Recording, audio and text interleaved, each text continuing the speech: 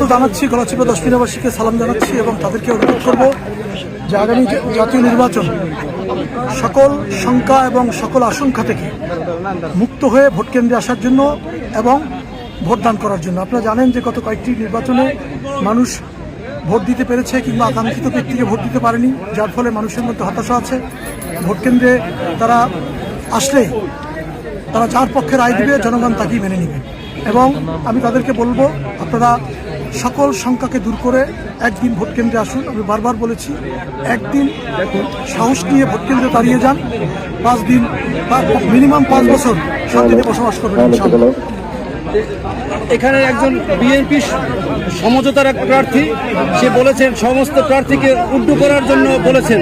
আসলে এই বিষয়টিকে আপনি কিভাবে দেখছেন? আচ্ছা, এই যে আপনি সকল প্রার্থী প্রত্যাহার করে যদি একজনকে সমর্থন দেয় তাহলে এটা গণতন্ত্র হলো? বহুদলীয় গণতন্ত্রের প্রবক্তা শহীদ রাষ্ট্রপতি জিয়াউর রহমান আমাদের সমস্ত বছরের পর বছর, যুগের পর যুগ আমরা বহুদলীয় গণতন্ত্রের জন্য এবং একটি অবাধ এবং নিরপেক্ষ নির্বাচনের জন্য আমরা মাঠে লড়াই করেছি। যদি একজন প্রার্থীকে কি এমন ক্ষমতার উৎস যে তাকে সবাই সমর্থন দিয়ে প্রত্যাহার করে নিবে? বয়সের দিক থেকেও তিনি আমাদের সবার ছোট। সুতরাং এগুলো হচ্ছে আপনার হতাশা থেকে বলছে।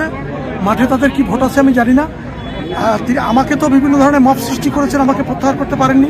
তিনি আজকে পটুয়াখালীতে জামাতের নেতারা বললেন যে জামাতের ঢাকায় হেড অফিসে বলেছেন যে তাকে সমর্থন দিয়ে জামাতের প্রার্থীর জন্য প্রার্থীরা প্রত্যাহার করে। সেটা বিএনপি হয়তো জানে না।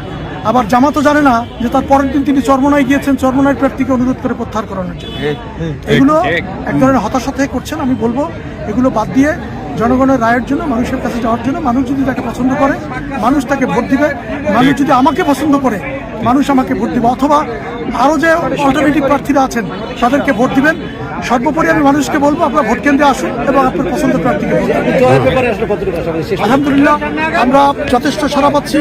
আমাদের প্রতীক, আমি ব্যক্তিগতভাবে আমার পছন্দের প্রতীক না, গলাচিপা দশমিনার সাধারণ নেতাকর্মীদের এবং মানুষের প্রতীক, তাদের ইচ্ছার উপর ভিত্তি করে আমি গ্রহণ করেছি এবং আমরা